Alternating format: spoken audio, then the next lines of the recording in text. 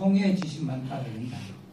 이렇게 결의를 했고 또 그렇게 하도록 했습니다. 그런데 두 가지 상충하니까 직원들이 우리는 총회의 지시를 따르겠습니다. 그렇게 해서 지금 우리 대표는 옮겨와서 업무를 보고 또 빨리 정상화되면 여기에 뭐 잠시 있는 것이지 빨리 그쪽으로 옮겨가서 일을 해야 되지 않겠느냐 그런 마음을 가지고 또 기도하고 또 총회장을 중심해서 총체적으로 우리가 대책을 하고 있고 뭐 총회와 관계없다면 자기들은 총회 관계없다 그러는데 총회 관계없다면 총회연금재단이라는 말을 쓸 필요가 없고요. 또 그 다음에 그분들이 어제 RM 기자회견 할 때 롯데와 뭐 신세계 관계를 이야기하면서 좀 말하고 있는데 실제 그분들이 총회연금재단을 위해서 수급자나 가입자들보다 특별히 돈을 내 가지고 자기들이 뭐 하는 이루어놓은 거는 없습니다. 똑같은 가입자고 똑같은 사람입니다. 그 총회 다른 기관의 이사들은 다 총회 결의에 순종하는데 왜 연금재단 이사들만 그렇게 순종하지 못하고 있는 이유가 뭔지 그것이 묻고 싶고 또 그 자체에 또 여러 가지 말 못할 이유들이 있는 것 같다. 저희들은 그렇게 짐작하고 있습니다. 아까 기자님이 질문하신 것에 대해서 답변을 좀 드리도록 하겠습니다. 제가 가지고 나온 건 업무용 노트북 한 대입니다. 제가 사무국장이 회의가 있을 때 늘 외부로 갖고 다니는 업무용 노트북은 회의로 작성하는 데 필요한 노트북이에요. 제가 그걸 가지고 제 자리에 가서 제 인터넷에 연결해서 내부 서버를 연결하면 저희 직원들이 그 달에 지급해야 될 목사님들의 리스트하고 그다음에 계좌번호, 지급금액 이런 것들이 확정이 돼서 올라오면 결제 라인에 의해서 담당자, 실장과장, 그 다음에 최종 결정자인 제가 시계를 찍고 그 다음에 이사장님의 허락하에 연금이 신한은행으로 그 데이터가 넘어가면 신한은행에서 지급을 하도록 그렇게 되어 있습니다. 그럼 먼저 저희가 서버나 노트북을 일단 해가지고 이번 달 거 먼저 지급하고 법적인 답변 하시면 안 되나요? 을 주는 거 아니요, 직접 가지고 들어가서 연결해가지고 그 명단하고 갈 수 있는 작업을 해서 10월 달부터는 지급을 어떻게 하든 시키고 법적 다툼이 상당히 길어질 것 같은데 왜 이렇게 수급자들을 볼모로 잡아서 물론 저분들이 총회 결의를 따라줘야 맞죠. 근데 법적인 자기들이 그걸 내세워가지고 우리가 여태까지 찬송과 공회라든지 예장 합동의 총신들한테 보면 다 그런 식으로 버팅기고 있거든요. 근데 결국 피해보는 사람은 이 수급자들인데 그 부분을 먼저 해결하고 나중에 양쪽에서 싸워서 법적으로 이기는 사람이 모든 것을 나머지를 집행하면 되는데 굳이 그 노트북을 불끈 쥐고 있는 이유는 뭔지 제가 이해가 안 됩니다. 그것은요, 저희도 사무직원들하고 1차 얘기를 나눴는데요. 오늘 수급자 되시는 선배님들하고 얘기를 나눴고 연습회의도 그렇습니다. 그런데 정말 100만 원 미만씩 수령하신 분들에게는 정말 안타깝습니다. 적으면 적을수록 더 어려운 거거든요. 그래서 이 문제는 빨리 해결됐으면 하는 바람 중에 하나인데 가장 중요한 것은 아까 제가 말씀드린 대로 저는 신임 이사장님 생각하고 조금 의견 차이가 있습니다. 물론 보도가 그렇게 나가서 상대 쪽에다가 또 빌미를 주는 것처럼 돼서는 안 되는 건 제가 동의합니다. 하지만 저는 명색이 법을 전공한 사람입니다. 법을 전공한 사람은 법대로만 얘기를 해야 됩니다. 그래서 그렇게 말씀드렸고 또 하나는 여러분 성명서 제1페이지에 보면 가입자의 쪽은 제가 모든 그 재판 모든 서류를 제가 썼습니다. 제 손으로. 그리고 총회 쪽에서는 전문 변호사가 쓰셨고 그런데 상대 쪽에서 지금 김정수 사장 쪽에서는 한 사람 변호사를 선임했어요. 사건이 두 개인데 주제가 똑같으니까. 그런데 여기 여러분 1페이지 성명서 1페이지 밑에 하단 3번에 보면 사법기관에 이렇게 지출합니다. 임기를 둘러싼 문제가 2015년 9월 100회 총회 때 잘 해결될 것 같다 라고 법원에다가 자기들 스스로 얘기한 거예요. 그러니까 사법기관에서도 결정문 제5번에 보니까 그럼 100개 총회에서 채무자, 채권자가 잘 해결하겠네. 이렇게 해서 기각을 시켜준 거예요. 이게 그 용두삼이라고 하는 말을 이런 데 쓰는 것 같아요. 예, 분명하게 총회의 결의를 따르겠다라고 변론서를 썼습니다. 그게 필요하시면 이메일을 적어주시면 제가 그 사본을 보내드릴 수 있습니다. 분명하게 이렇게 판결문을 썼는 자기들이 그렇게 주장했음에도 불구하고 이렇게 한 것은 아마 자기들 생각대로 총회가 결정될 것이라고 미리서 예측을 해놓은 거예요. 근데 그 예측이 빗나가 버린 거예요. 결론적으로. 빗나가니까 7월 8일이나 7월 17일 했던 얘기는 없는 것으로 이렇게 하고 버티기로 나가는 겁니다. 그럼 버티기로 나갈 때 지금 대구에다가 주택조합에다가 100억을 대출해줬습니다. 그게요 100억을 대출했는데 그 조합원들 단 한 명도 보증이 안 돼 있습니다. 보증도 없이 그냥 무담보로 100억을 대출해줬습니다. 대구에 이런 사건들이 너무 비일비재해서 대구시장이 직접 이런 공문을 하달했습니다. 주택조합에 함부로 이런 거 거래하지 말라고. 그 정도로 대구가 지금 심각한 위기에 있습니다. 그런데 거기에다가 100억을 대출해줬고 그 실무자가 김민호 본부장이고 현 기금운용 전 위원장이 김정서고 이사장도 그분입니다.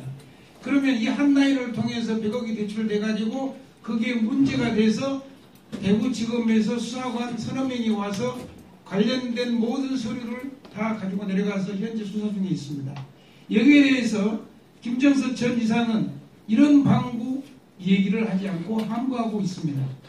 또 하나 부산 GLCT 건설 실무자하고 제가 그저께 통화를 했습니다. 그 GLCT 건설 회사 직원입니다. 자기 이름을 좀 숨겨달라 그래서 이름은 못 밝히겠습니다. 그런데 자기들이 지금 부산 밀락동에 있는 그 호텔 부지를 이렇게 인수받았대요. 인수를 받았는데 그게 부산은행이 685억이 부채가 있어서 내가 어디다가 썼냐 했더니 전에 있는 사람이 685억을 대출을 받아서 그 호텔 부지를 사가지고 직대로 400억만 주고 285억을 써버렸대요. 개인으로. 그래서 구속됐어요 지금. 그걸 자기들은 부채를 안고 인수를 받았다는 거예요. 그래서 부산은행에 현재 300억이 이자를 지출했다고 합니다. 5년 동안. 그래가지고 지금 현대 엔지니어링에서 그것을 계약하겠다고 지금 교섭하고 있는데 오리무중입니다. 그분이 그렇게 얘기를 했습니다. 정말로 자기들은 잘 해보려고 하는데 뭔가 잘 안 된 것 같다고. 그렇게 하면서 우리 연금재단에 110억을 빌려줬습니다. 우리 연금재단에서 110억을 빌려줬는데 연체이자 지금 징수 중에 있습니다. 근데 지난 4월부터 지금까지 연체이자가 안 들어오고 있습니다. 110억의 연체이자가 연 25%니까 약 2부이자 됩니다. 그러면 2억 한 2천만 원 정도 매달 되는데 그게 지금 안 들어오고 있습니다. 그래서 이 모든 게 김민호 기금운용본부장하고만 거래를 하겠으니 모든 사실은 거기다가 여기 있으니 거기다가 물어보십시오 했어요. 그런데 김민호 본부장은 이쁜 것도 안 합니다. 그리고 거기에 대해서 전 이사장은 일체 아무 모입니다. 그러면 이런 예를 말할 것도 없고 지금 우리가 가입자회가 전 이사장 김정서를 특가법 위반으로 해와경찰서에다가 고소해가지고 서울지검을 거쳐서 대구지검으로 이첩돼서 수사 중에 있습니다. 두 번째, 여기 9명, 4명 그 임기가 종료된 사람 4명하고 그 다음에 총회 때 해임된 5명하고 9명을 상대로 해서 특가법 위반 혐의로 소장을 제출해놨습니다. 그 중에 하나만 말씀드리겠습니다.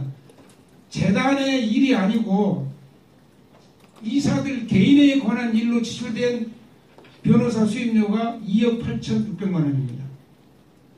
이걸 제가 변호사들하고 얘기해보니까 있을 수도 없는 일입니다. 이것은 횡령 또는 배임죄에 해당되는 겁니다. 이런 것이 있음에도 불구하고 완강하게 버티고 있는 것은 아마 그나마 연금제도 이번에도 그 총회 결의 무효 가처분 신청을 했습니다. 그게 세종에다 맡겼는데 최하가 미니멈으로 수임료가 1,100만 원입니다. 어디서 돈 낫겠습니까? 그런데 아이러니컬한 것은 아까 금방 그 이사장님, 신임 이사장님이 말씀하셨는데 전에 그 4명이 임기 종료된 사람 중에서 임서진 장로라고 있습니다. 제가 소속되어 있는 우리 전남도의 소속입니다. 10월 1일날 제가 만나가지고 김강재 서기사한테 안 간다고 나 문자 보냈습니다라고 제가 직접 눈으로 확인했습니다. 녹음되어 있습니다. 그런데 신기하게 그날 서울지법에 총회 결의 무효 가처분 신청을 제출합니다. 거기에 임서진 이름이 있습니다. 그러니까 총회에서는요, 이렇게 안일하게 대처하면 절대로 안 됩니다. 이게 뒤로 호박씩 가고 있어요. 앞에서는 안다 해놓고 뒤에다가 자기 이름 올려놨습니다. 그래서 반드시 이 문제를 풀어가는 방법은 자기들 의도를 될 줄 알고 총회 결의 운운했는데 안 되니까 원위치 된 거예요. 그럼 원위치 되는 것은 법대로예요. 만약에 금년 12월 13일 날까지 4명 이사가 임기가 종료돼도 우리 연금재단 정관에 이사의 선임권, 해임권이 이사회가 가지고 있도록 정관이 아주 잘못되어 있습니다. 그렇기 때문에 거기서 퇴임 결의 안 하면 안 나갑니다. 그러면 새로 총회에서 선임된 이사들은요, 거기에서 파송된 이사들은 선임 안 해주면 제로 상태입니다. 그러면 2015년 12월 13일 이후에도 후임 이사가 결정되지 않았기 때문에 대법원 2006년도 판례에 의하면 후임 이사가 결정될 때까지 계속 근무할 수 있도록 되어 있습니다. 이 문제가 일각에서는 금년 12월 13일까지만 참자, 서로 양해하고 풀어주지, 아닙니다. 그것으로 끝나면 천만다행이지만 그 이후에도 이 사람들은 버틸 수 있는 확률이 대단히 많습니다. 그래서 아까 제가 드린 말씀대로 6명 중에서 3명 이상 사임서를 총회에다가 제출을 하는데 자의적으로 제출 안 할 겁니다. 그러면 수급자의 우리 선배님들 한 30-40명이 동원해서 거기 가서 그냥 농성하면서 당신 때문에 우리는 지금 수급을 못 받고 있다, 연금을. 그러니 당신이 사표 내달라고 항의 농성하는 방법이 하나가 있고, 두 번째는 총회장님께서 총회 임원들을 다 대동하고 가서 총회장까지 역임하신 분이 총회 결의를 지켜달라. 그 다음에 노회장, 현직 김강재 목사는 현재 노회장입니다. 경북노회. 노회장까지 하고 있는 분이 총회 결의를 지켜달라. 임서진도 전직 노회장입니다. 전남대. 노회장을 역임하신 분이 총회 결의를 지켜달라 해서 사임서를 어떻게든지 조속한 시일에 받아서 법원에다가 제출함으로써 이 모든 문제는 쉽게 해결될 거라고 저는 생각합니다. 아까 그 기자님 말씀하셨는데 우리가 수급자를 볼모로 잡으려고 하는 그런 것은 전혀 없습니다. 갈 사람이 수급자를 볼모 잡아가지고 이 문제를 해결하려고 하느냐 그렇지만 우리는 그런 말이 없습니다. 총회 기금을 지키고자 하는 그런 마음이지 왜 우리가 수급자들을 어렵게 해가지고 이렇게 하겠습니까? 그 문제가 해결 안 되면은 막대한 기금이 만약에 유출되면 어떻게 우리가 정리하고 찾아가겠습니까? 그래서 우리가 아까 법적 문제 말씀하시고 책임져야 되지 않냐 그 이야기지만 그 총회가 돈 다 낸 사람이 총회고 그 다음에 이번에 그 총회 파송하는 총회 목사들이 거의 연금 가입자입니다. 그 다음에 장로님들도 거의 다 연금 가입하고 있는 교회의 장로님들입니다. 그러니까 충분히 그 결정할 자격이 있고, 그 다음에 이제 우리가 그 양심과 윤리 도덕에 호소하는 것이지, 실제 사회법보다 먼저 윤리와 양심 아닙니까? 그 다음에 윤리 강령, 그 연금재단 이사 임직 윤리 강령을 여러분께서 나중에 한번 그 사무를 한번 받으면, 거기에 이사들이 이야기하기를 우리가 총회 개방 결의상 규정을 임의로 무시하거나 판단하지 않고 거기에 따라서 우리가 연금 기금을 잘 운영하겠다, 윤리 강령을 잘 지키겠다 이렇게 되어 있습니다. 그럼에도 불구하고 그 윤리 강령을 지키지 않고 있다는 자체가 우리가 부끄러운 일이고, 그다음에 이거는 이제 총회적으로 대대적인 대책을 강구하고 반드시 이 일을 이루어 가도록 할 것입니다. 그래서 또 수급자들도 이제 위원들이 우리 조금 원활히 동참하고 참을 수 있다. 또 충분히 서로 상당히 어른된 이야기이기 때문에 이렇게 하겠습니다.